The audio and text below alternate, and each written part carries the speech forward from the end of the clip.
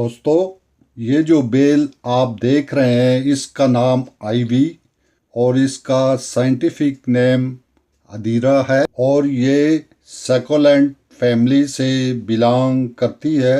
ये अदीरा आवी की बेलें मैंने काफ़ी तादाद में एक साथ काट कर लाया था, जिन्हें मैं पानी में 4 हफ्ते मैंने रखा था और इन्होंने अभी अच्छी तरह से अपने रूट्स तैयार कर लिए हैं।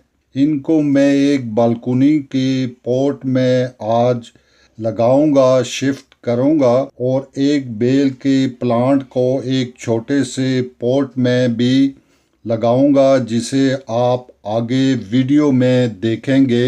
अधीरा या आवी की 3 कलर की बेलें हैं जो कि आप वीडियो में आगे देखेंगे। नंबर 1 ज़्यादा ग्रीन होती है, नंबर 2 दरमियानी और नंबर 3 बिल्कुल सब्ज रंग की गहरी होती है। कमेंट्री के साथ साथ दोस्तों वीडियो को भी अच्छी तरह से देखा करें ताकि आपको अच्छी तरह से समझ भी साथ चलती रहे।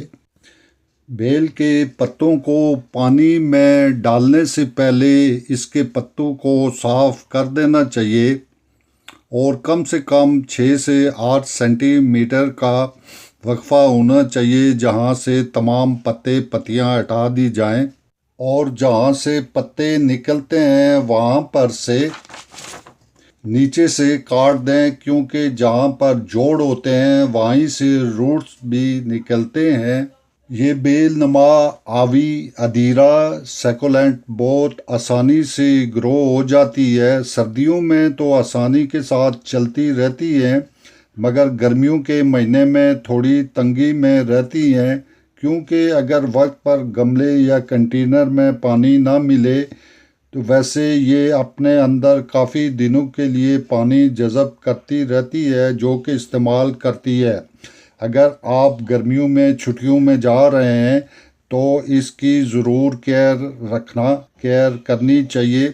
चिकनी मिट्टी के अलावा किसी भी मिट्टी में इसे ग्रो किया जा सकता है। मिट्टी में गमले के हिसाब से थोड़ी सी रिवर सैंड इस्तेमाल होने से मिट्टी वेल ड्रेन तैयार हो जाती है और पानी आराम से ड्रेन होल से खारिज भी हो जाता है। इस बेल को आप ज़मीन में अगर लगाएंगे तो फिर किसी दीवार पर, गेट के आसपास, गार्डन की दीवारों पर लगाया जा सकता है।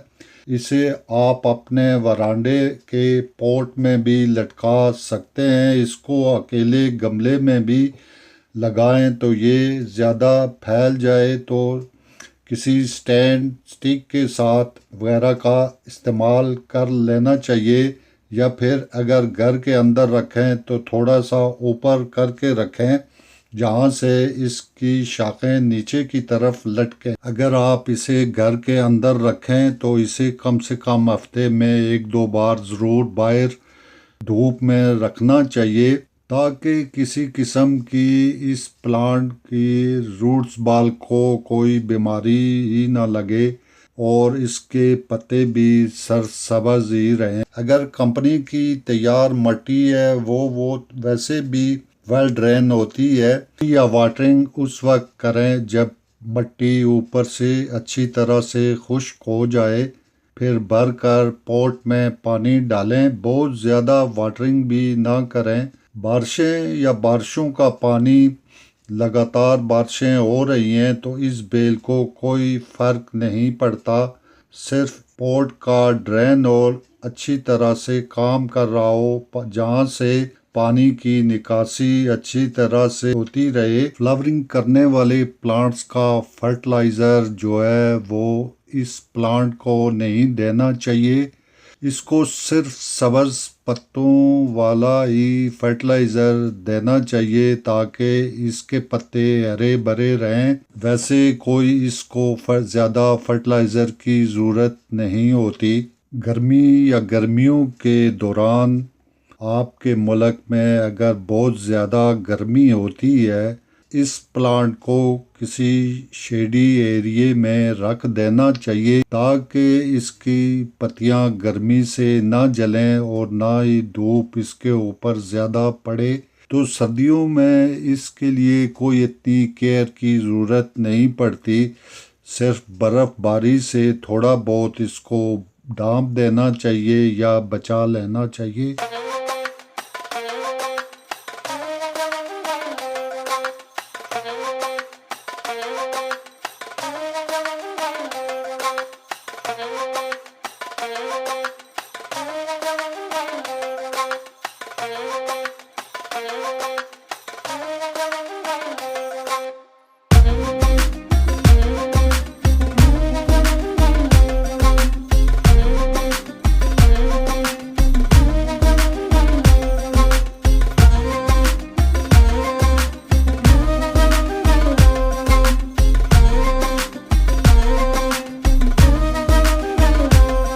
दोस्तों, वीडियो को अगर आपने अच्छा जाना तो चैनल को सब्सक्राइब, वीडियो को लाइक और दोस्तों को शेयर ज़रूर करना।